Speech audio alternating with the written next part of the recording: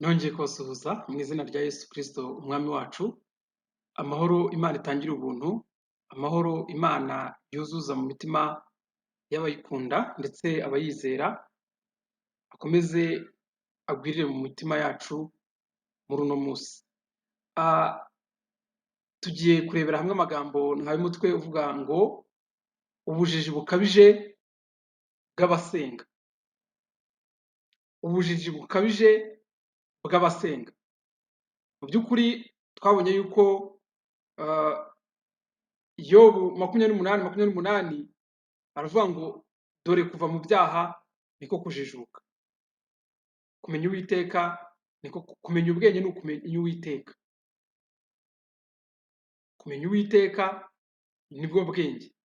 Kandi kuva mu byaha niko kujijuka. Ni ukuvuga ngo Yobu yahishuriwe ko abantu bagikora ibyaha baba bakiri mu bujiji nubwo baba basenga, nubwo baba bibeshya ko bajya mu ijuru, nubwo baba bakora imirimo myiza,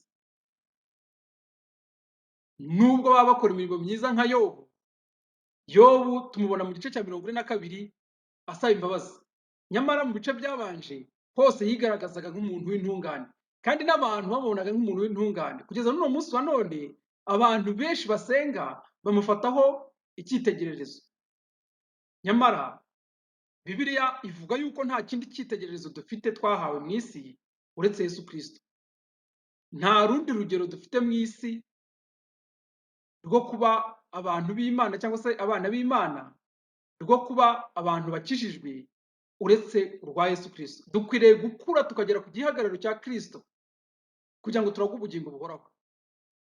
Ntabwo dukwiriye gukura ngo tugere ku gihagararo cya Yobu. Abenshi uzasanga nyine bafata Yobu nk'umuntu w'igitangaza, nyamara ubwe akimara kumenya ko ibyo yabagamo byose yabaga yibeshya. Yobu yari yarakiranutse, ariko Yobu mu gukiranuka kwe kose yahoraga yibaza yuko gukiranuka kwe Imana yaguheraho ikamufata nk'umukiranutsi. Mu gice cya 42 uzasanga yihana avuga ngo ibyo nari narabyumvishije amatwi ariko ndabyiboneye, niyo mpamvu nizinutswe. Iyo kumenya Uwiteka bituma umuntu yizinukwa, yakwizinukwa akava mu byaha, yava mu byaha akitwa umunyabwenge, akaba atakitwa injiji, akaba ajijutse. Kujijuka babandi baba bibaza ngo ni gute uriya ibintu yigisha ko atize teolojiya. Kwibaza yuko kumenya icyo Bibiliya ivuga cyangwa kumenya ubwiru bw'Imana bisaba kujya kwiga teolojiya cyangwa kwiga Bibiliya cyangwa kwiga amashuri menshi cyane y'iyobokamana na za filozofiya n'ibindi, ni ukwibeshya cyane. Ni ukwibeshya cyane kubera yuko Bibiliya aba yuzuye. Abanditse muri Bibiliya nta n'umwe wize teolojiya, nta n'umwe wize izo za filozofiya, nta n'umwe wari warize amashuri mu byo kwigisha ivanjiri. Reka mbe ariyo magambo nkoresha. Tujye twibukiranya ko abanditse muri Bibiliya bose kuva mu itangira ukageza mu byahishuwe nta n'umwe wigeze akoresha Bibiliya. Rero ntabwo umuntu uyu munsi wa none yaza ngo avuge ngo kubera ko nize Bibiliya nkaba nzi Bibiliya mu mutwe ngo nzi Imana. Ntaho bihuriye, kuko Imana niyo yimenyesha abantu binyuze mu mwuka wera. Nyamara se bigenda bite? Ubujiji bukabije bw'abasenga icyo tugiye kurebaho uyu munsi. Iyo dusomye mu ba Efeso igice cya 4 guhera ku murongo turahera ku murongo wa 17, handitse ngo kwera kuzanwa na Kristo ku bapagani bahenebereye. Kwera kuzanwa na Kristo ku bapagani bahenebereye. Mutega amatwi. Nicyo gituma mvuga ibi nkabihamya mu mwami yuko mutakigenda nk'uko abapagani bagenda, bakurikiza ibitagira umumaro byo mu mitima yabo. Bakurikiza ibitagira umumaro byo mu mitima yabo. Satani yaratsinzwe araboshye. Hari ugeze kumbaza ngo none se ngo abantu bakora ibyaha gute? Satani nta ruhare na rumwe afite mu bantu mu gukora ibyaha uyu munsi wa none. Nyuma y'umusaraba abantu bakora ibyaha ni uko banze kwizera Yesu Kristo, barimo barayobywa n'imitima yabo. Kamere iba mu mitima yabo banze yuko Yesu Kristo yica ngo abaganze abategeke, niyo ibayobya. Nyamara abenshi ikibabaje barasenga, abenshi bafite amadini, abenshi barabatijwe, abenshi bavuga ko bajya mu ijuru, nyamara neza neza bari mu murongo umwe n'uwo abayuda cyangwa se abafarisayo, abanditsi n'abigishamategeko bari barimo mu gihe cya Yesu. Bikomereje uwo murongo, bajugunya ibya Yesu, basuzugura ibya Yesu, banga inzira ya Yesu, barangije bakomeza iyi nzira yabo y'imihango n'ibindi nk'ibyo ngibyo, bibaza yuko ngo bizabageza mu ijuru. Nyamara barayobye. Abenshi uyu munsi wa none niko bameze, abantu bitwa ko basenga. Ubutumwa mfite ni ubwo kubwira abantu basenga, abo Bibiliya yita akazuyaze, abatagikora ibyaha mu buryo bugaragara, nyamara bakaba batari no mu ruhande rwa Kristo, bakaba barimo aho ngaho hagati bishushanya, bafite ishusho yo kwera nyamara bagahakana kwera kwabo. Rero aba ngaba Pawulo aravuga ngo baracyagenda, ngo abapagani bagenda bakurikiza ibitagira umumaro byo mu mitima yabo.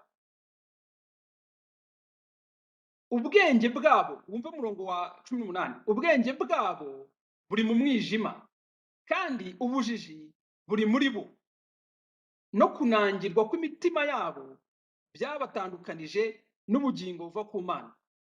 Kwinangira imitima, kwinangira umutima, kwinangira ntabwo ari Imana ibanangira. Umwanditsi wa Bibiliya yaravuze ngo Imana yanangiye umutima wa Farawo, ariko ntabwo Imana ntawe inangira umutima, nta n'umwe. Muri Yohana igice cya 3 haravuga ngo kuko Imana itohereje umwana wayo guciraho iteka bari mu isi, ahubwo yabohereje kugira ngo abahe ubugingo. Ntabwo Imana, nta muntu n'umwe iciraho iteka. Imana nta muntu n'umwe igomwa cyangwa se ibuza kujya mu ijuru cyangwa kwakira ubugingo buhoraho, kuko ni inisiyative yayo. Nyamara ibikora ku buntu. Umuntu wese ushatse gushyiramo ubwenge cyangwa gushaka gushyiramo imbaraga kugira ngo yakire iby'Imana itanga cyangwa impano y'Imana, aba atandukanyijwe nayo, aba yinangiye umutima, agakomeza akagendera ku bya kera, nyamara byarahindutse, nyamara ibya kera byararangiye, agakiza kabonerwa muri Kristo gusa, kandi ni ku buntu. Rero abangaba ngo ubwenge bwabo buri mu mwijima, kandi ubujiji buri muri bo, no kunangirwa kw'imitima yabo byabatandukanije n'ubugingo buva ku Mana.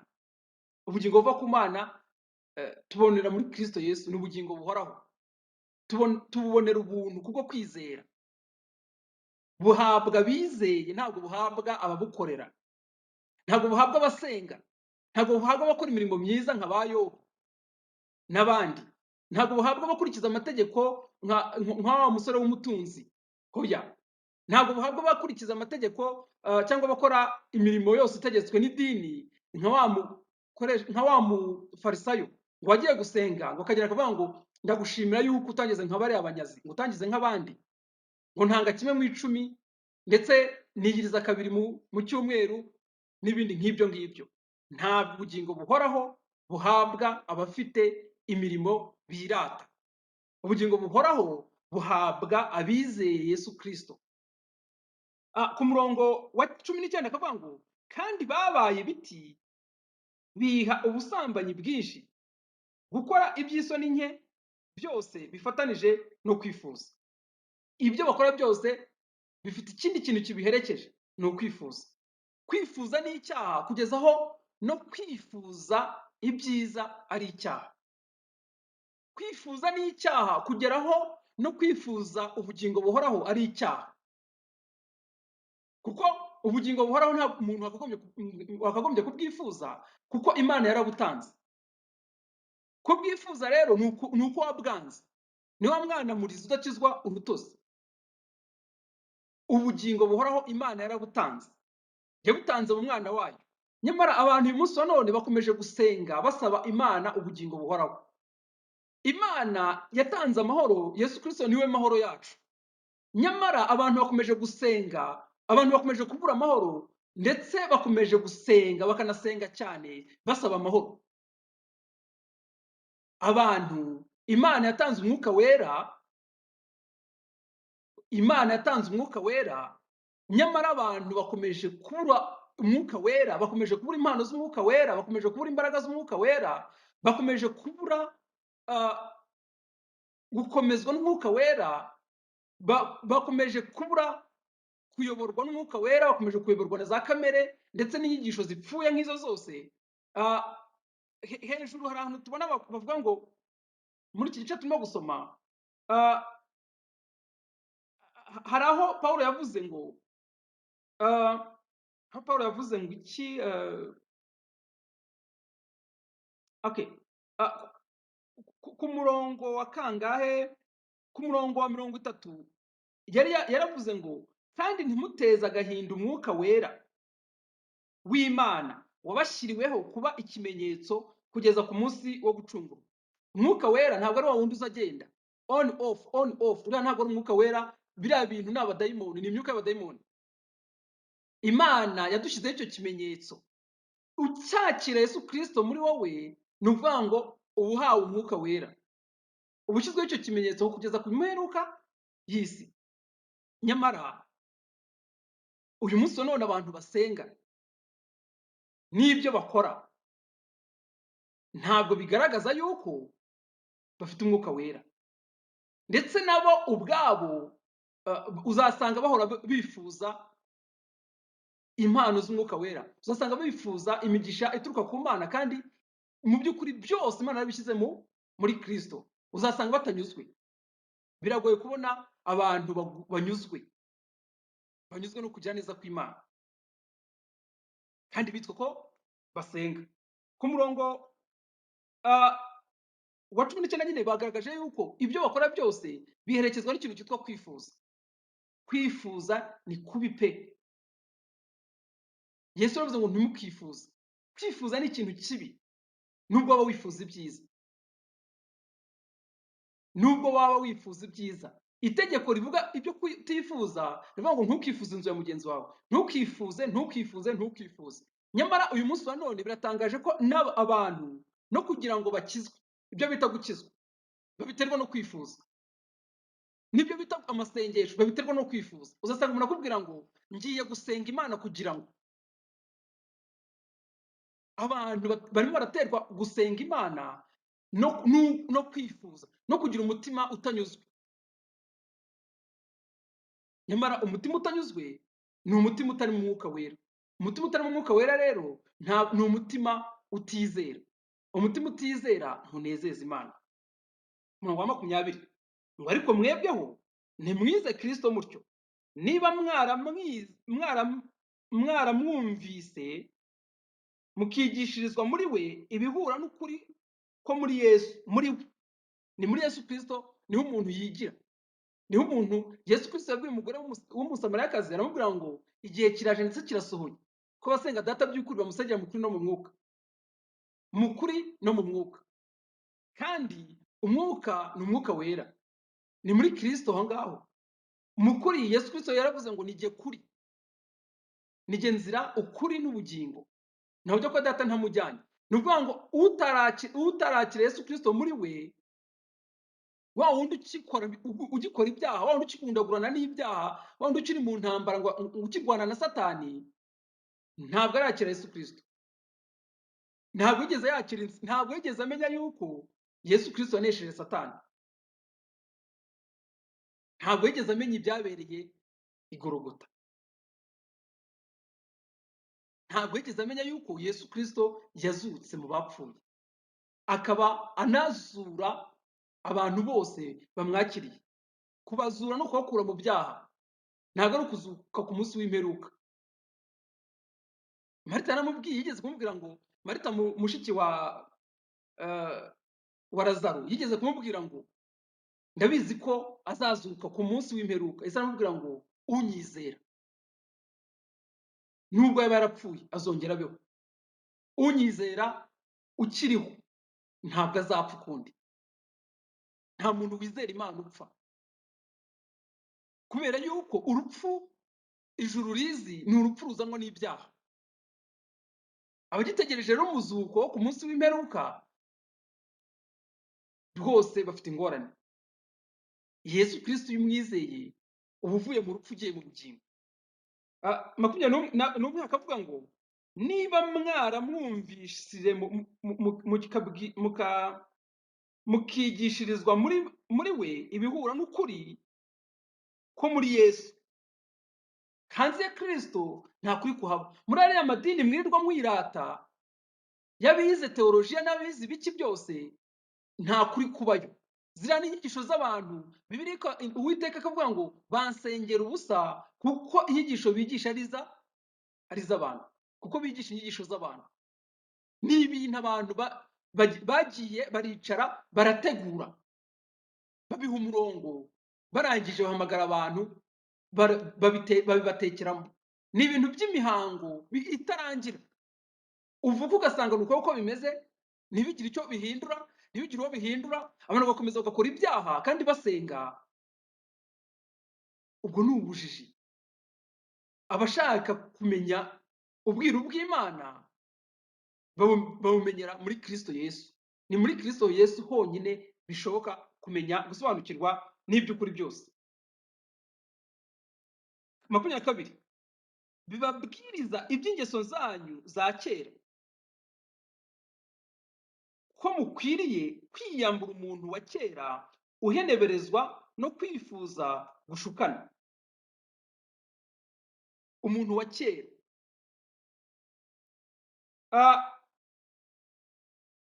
uheneberezwa no kwifuza gushukana. Uwo muntu wa kera ni wa muntu twabonye yuko ahora ari vide, ahora yumva ibintu bitameze neza. Ni nacyo kibatera kwifuza. Ni ibyo ngibyo, ni ukuvuga ngo buri gihe bumva hari ikibura.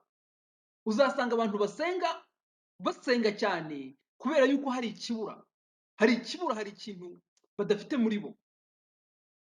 Nyamara ikibabaje, Yesu Kristo ni byose. Ibyo byose bibura birimo gutakisha abantu, birimo kuganyisha abantu, birimo gutuma abantu badasinzira, abantu bahora mu masengesho rudaca. Ibyo byose Imana yabishyize muri Kristo, yabitanze kera. Nahawe nahanjye kugira ngo tubyakire mu kwizera, hanyuma bitugire umumaro, tubeho dutuje.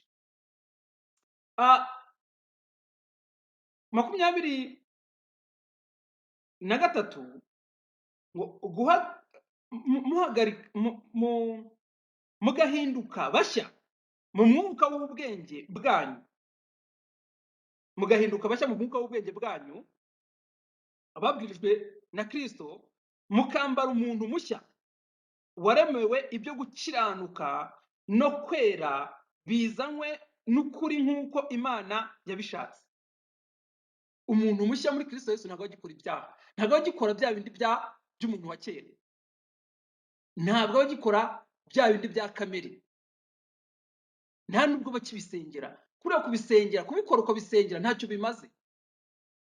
Ni nka kwa kundi bavuga, ni wa mugani uvuga ngo imbwa isubiye ku birutsi byayo, ndetse ingurube isubiye mu yuhagiwe, isubiye ni uko nguko. Kuriya kwihana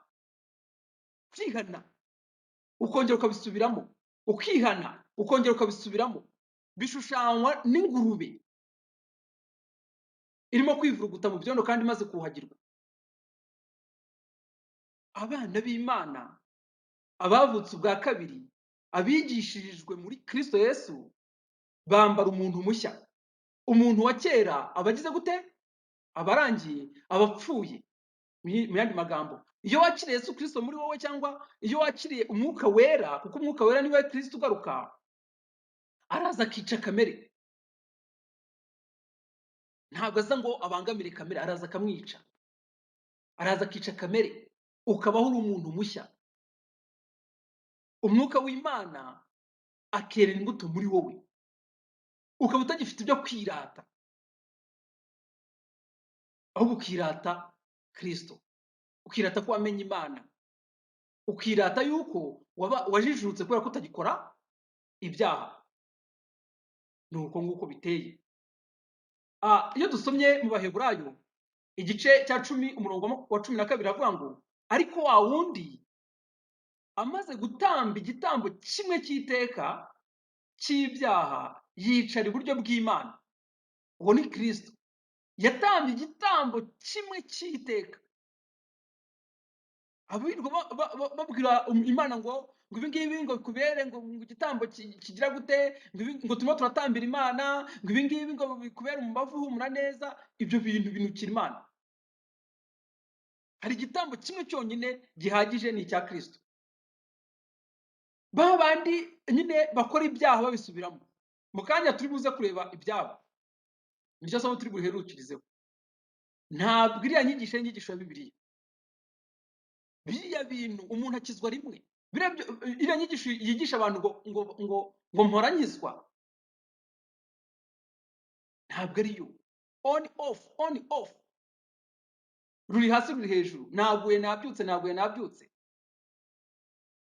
Waguye ngwino tugusengere, ntabwo ari byo.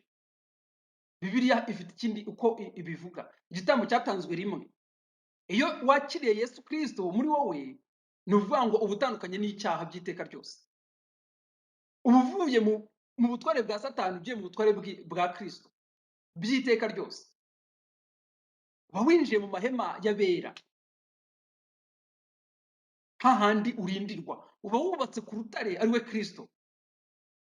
Ntabwo ugiterwa ubwoba n'ibibonetse byose. Ntabwo ugiterwa ubwoba nubwo bakubwira ko Satani n'ingabo ze zose baje, kuko uwo wubatseho yatsinze Satani. Abaroma igice cya 8 umurongo wa 3 aravuga ngo kuko ibyo amategeko yananiwe gukora kubw'intege nke za kamere yacu. Ntabwo amategeko ari cyo kibazo. Amategeko ni ayera, ariko kamere yacu nicyo kibazo. Ya kamere dukomora kuri Adamu, cyangwa wa muntu wa kera utuma abantu bakomeza bagakora ibyaha kandi basenga. Urumva, wa wundi Yesu Kristo yazanywe no kugira ngo agire gute, amunangure, amwice burundu. Wa mubiri Yesu Kristo yabambye ku musaraba, umubiri w'icyaha yari yambaye, ngo kuko ibyo amategeko yananiwe gukora kubw'intege nke zacu za kamere yacu, Imana yabishohoje. Imana yagize gute? Yabishohoje. Ni igikorwa cyarangiye. Ni igikorwa cyarangiye. Imana yarabirangije. Icyo usabwa ni ukubyizera. Ntabwo kubwira Imana ngo mbabarire ibyaha, ngo gira gutya gutya na gutya, ntacyo bimaze. Kujya hari ukabwira Imana ngo Mana ngo rwose ngo nicishije Yesu, ntacyo bimaze. Za ndirimbo zose ntacyo zimaze. Ntacyo zimaze.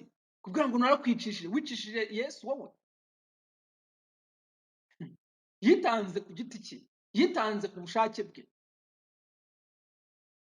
Ngo Imana yabishoje ubwo yatumaga umwana wayo afite ishusho ya kamere y'ibyaha kuba igitambo cy'ibyaha. Igitambo cy'ibyaha ni Kristo. Ntabwo igitambo cy'ibyaha ari ukubireka.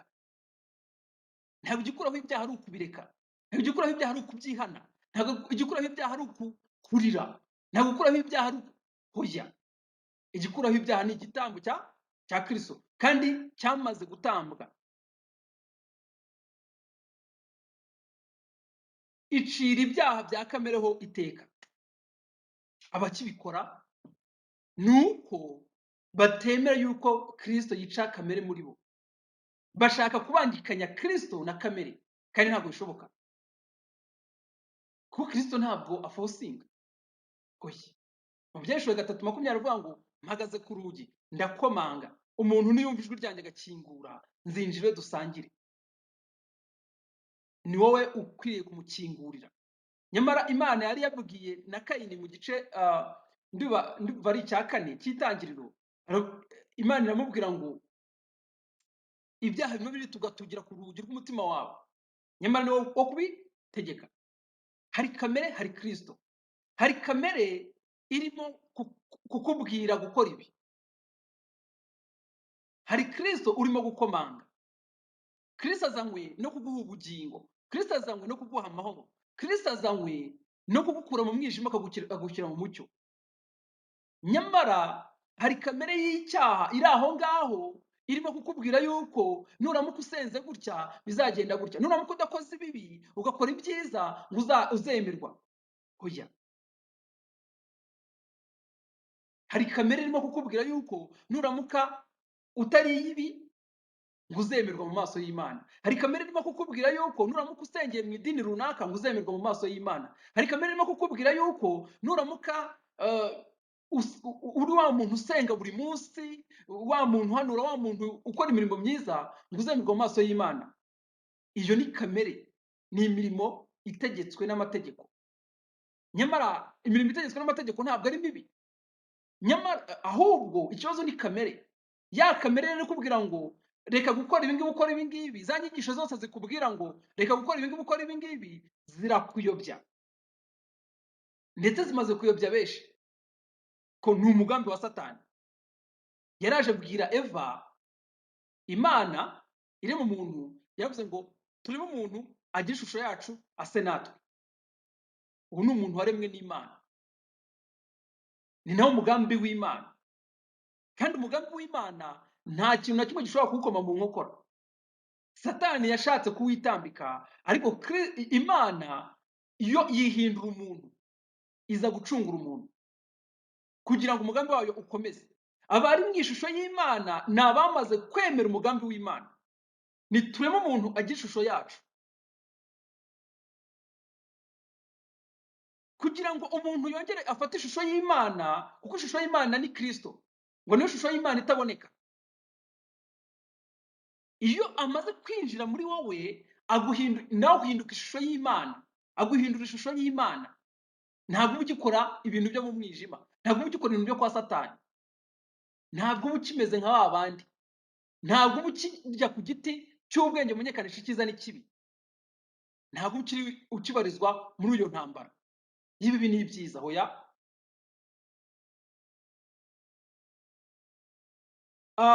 Satani aje, yaraje abwira Eva, aramubwira ngo ntabwo muzapfa, ahubwo muzahinduka nk'Imana. Imana yavuze ko bazapfa.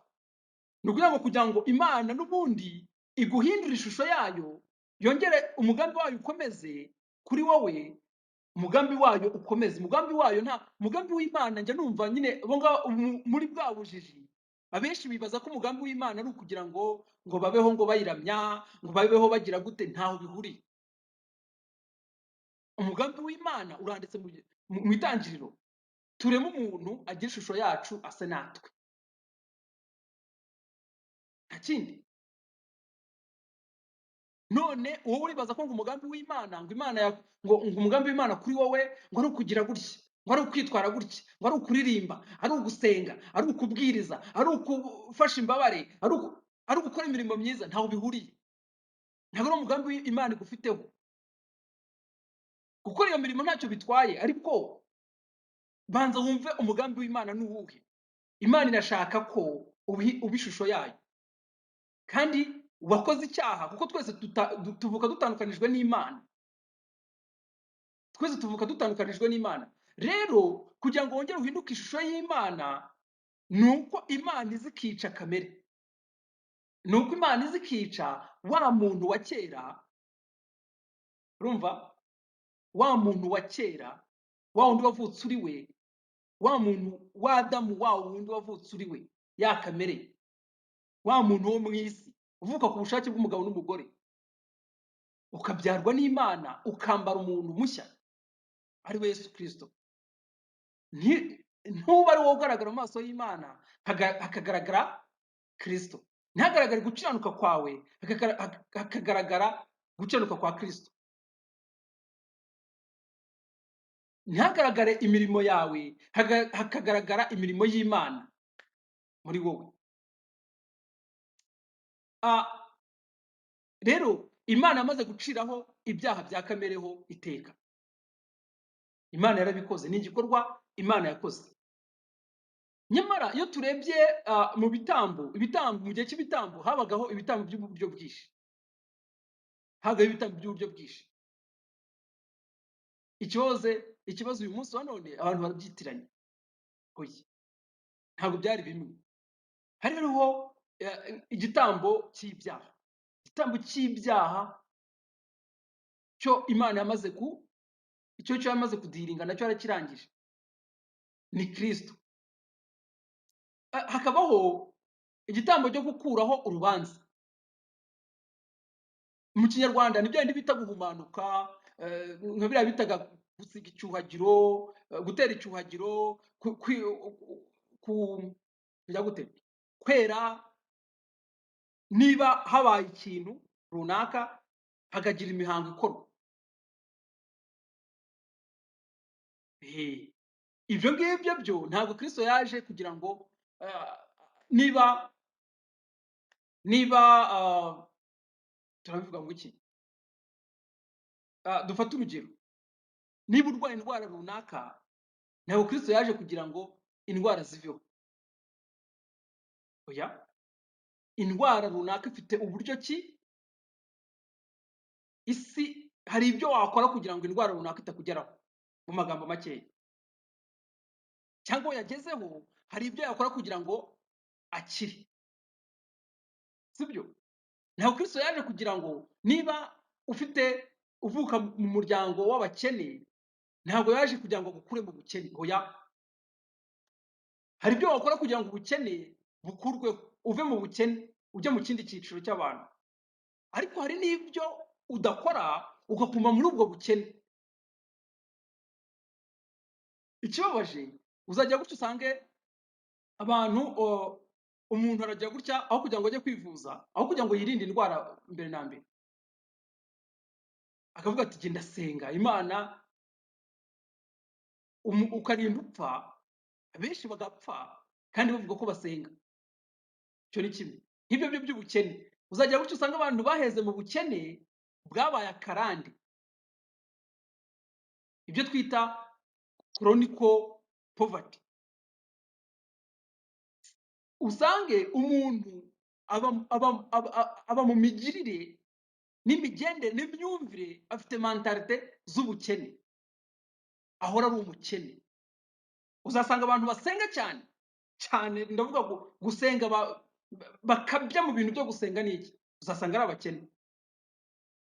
Hari umuntu umwe twigeze kuganira mu minsi ishize arambwira, hari umusenyeri wigeze yandika igitabo avuga ngo ubukirisitu muri Afurika burimo ngo rwose ngo abantu ngo barimo baragenda bahinduka abakirisitu cyane.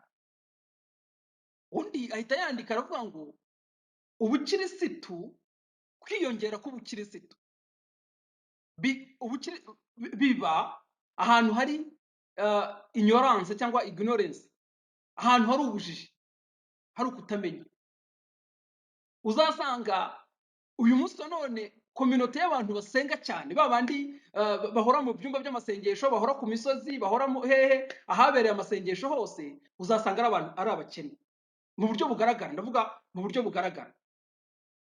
Uzasanga abantu bahora basengera indwara runaka, uzasanga izo ndwara arizo zibahitana, kuko indwara ntabwo isengerwa. Indwara abantu barayivuza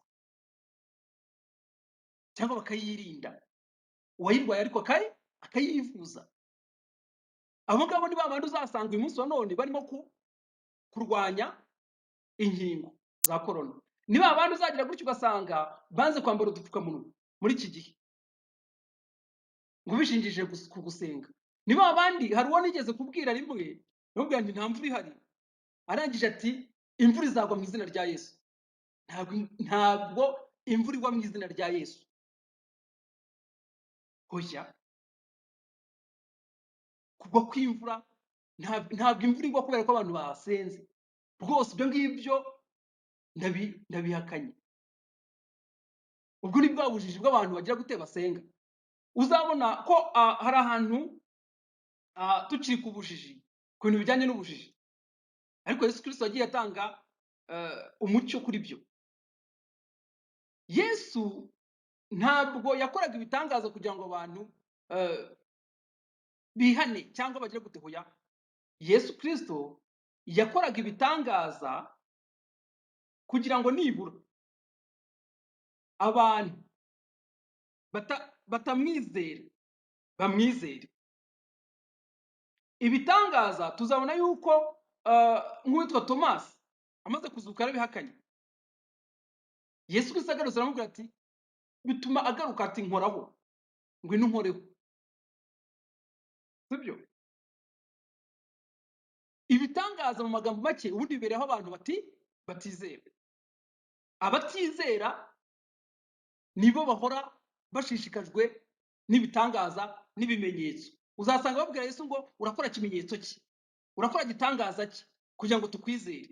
Abatizera nibo bashaka ibitangaza. Nyamara Yesu ubwe niwe gitangaza cyahawe isi. Iyo utamwizeye rero n'ubundi nubwo bya bitangaza bindi byose byakorwa ntacyo byakumarira, uguma mu bujiji bwawe. Ahenshi Yesu yagiye abimba ikimenyetso rwose akanga gukora igitangaza. Ntabwo Yesu byari bimunaniye. Ariko uyu munsi wa none uri busanga abantu barimo kwirukanka inyuma ari ababahamagarira kuza kureba ibitangaza, ari abaza kureba Yesu Kristo gukora ibitangaza. Ibyo ngibyo bigaragaza kutizera, guhera kuhamagarira abantu kuza kureba ibitangaza kugeza kubirukanka kujya kureba ibitangaza. Sibyo? Ni abatizera, ni injiji. Ndimo ndavuga ku ijambo ryitwa ubujiji mu basenga. Umuntu bita Dawidi yigeze umwana wa mbere waturutse mu busambanyi ku mugore witwa Betisheba. Umwana wa mbere yararwaye ndetse araremba. Dawidi arasenga cyane cyane cyane, ariko abantu nk'abo ngabo barasenga, arasenga ariko Imana biramwihorera, ntubwira ko umwana azapfa agomba kugenda.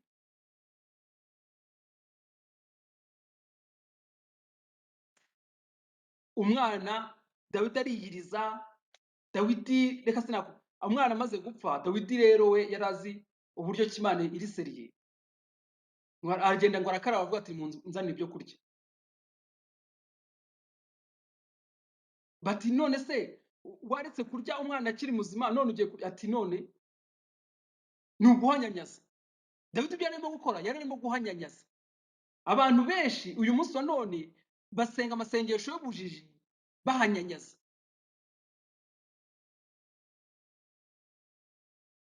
Abenshi barimo barasengera ibintu twagereranya n'uwo mwana Dawidi yasengeraga w'ikinyendaro.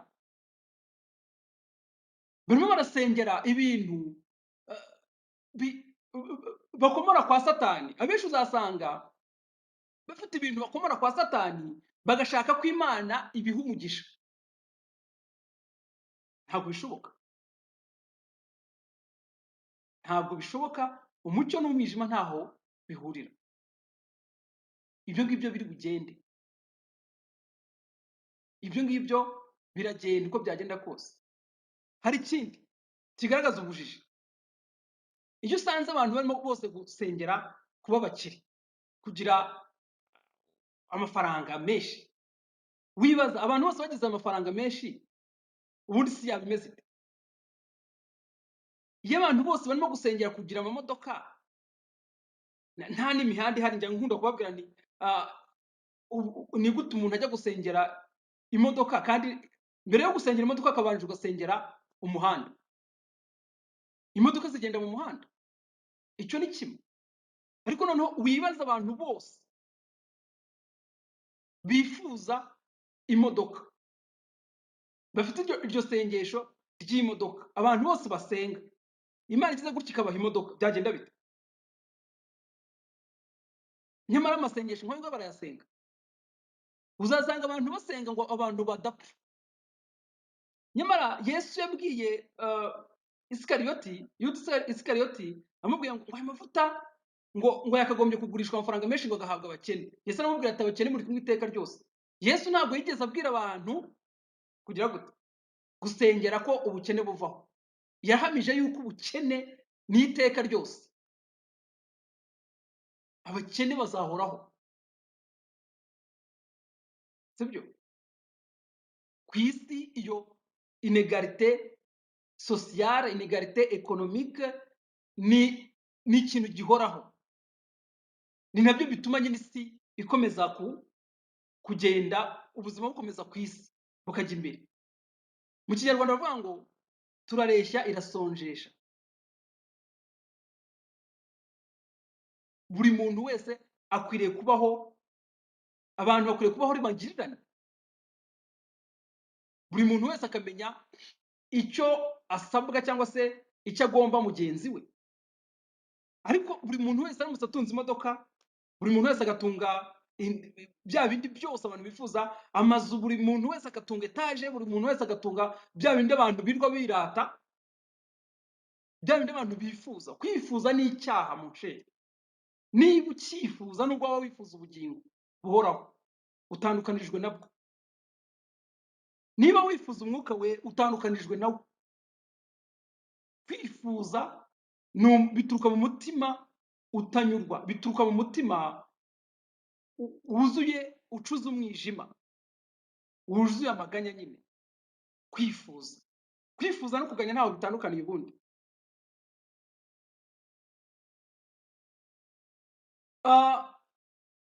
Rero ibyo bitambo dukwiriye kubitandukanya. Igitambo cy'ibyaha cyaratanzwe rimwe bisa, nyamara se abantu babifashe bate?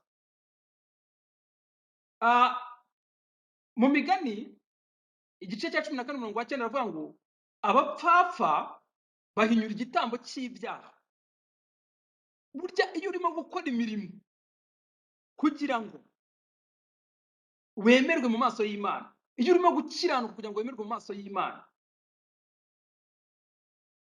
iyo hari ibintu urimo gukora kugira ngo Imana ikwemere,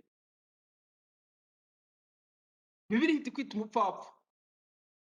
Ngo abapfapfa bahinyura igitambo cy'ibyaha, ariko mu bakiranutsiho hariho gushimwa n'Imana.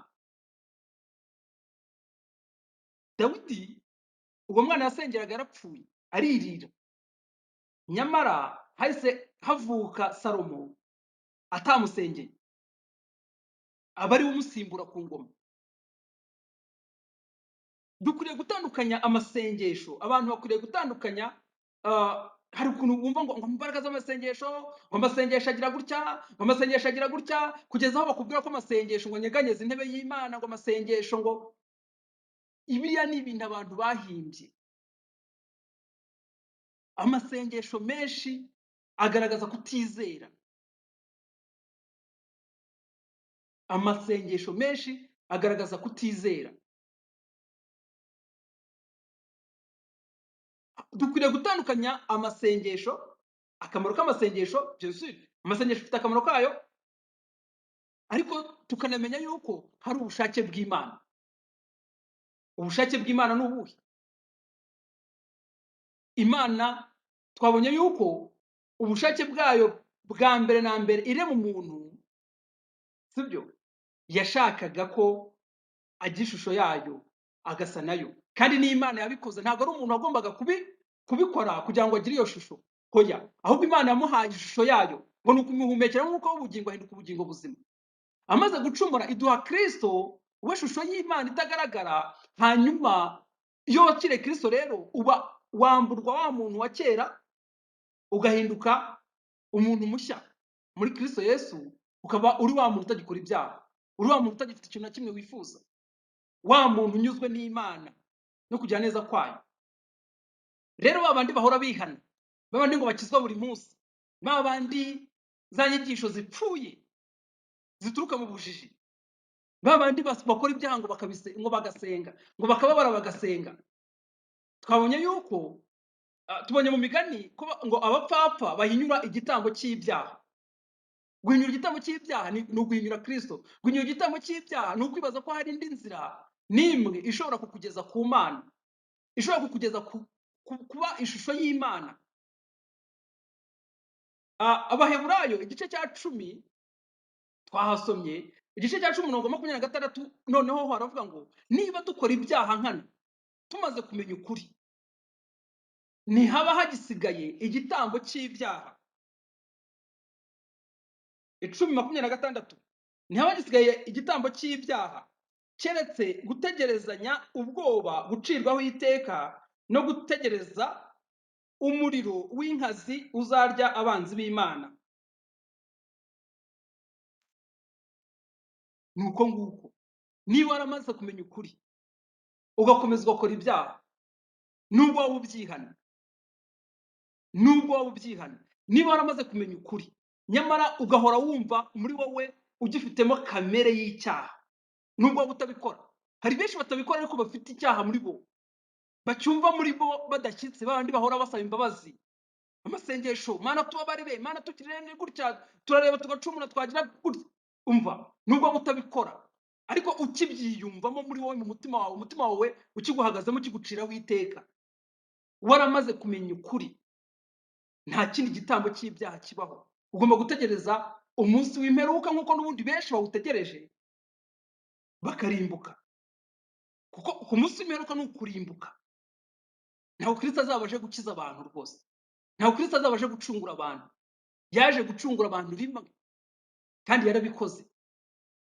Ababyakiriye rero, abamwizeye, yabahaye ubushobozi bwo kuba abana b'Imana. Ni abana b'Imana, ntacyo bacyifuza, sibyo? Ntacyo bacyifuza. Abagifite ibyo bifuza mu bijyanye n'agakiza ni uko bagihinyura igitambo cya Kristo, cyangwa se ubwo ngo tuvuge ko bataramenya ukuri, byaba ari amahirwe. Abataramenya ukuri, iminsi yo kujijwa Imana irayirengagiza, ariko ihamagarira abantu bose ko kwihana. Imana itugirire neza, duhumuke amaso, tuve mu bujiji, ubujiji bw'abasenga. Two gukomeza gusenga mu bujiji, ko gusenga mu bujiji ni akaga gakomeye kandi ni akaga kugarije isi y'uno munsi wa none. Imana ibahire mu izina rya Yesu, amen.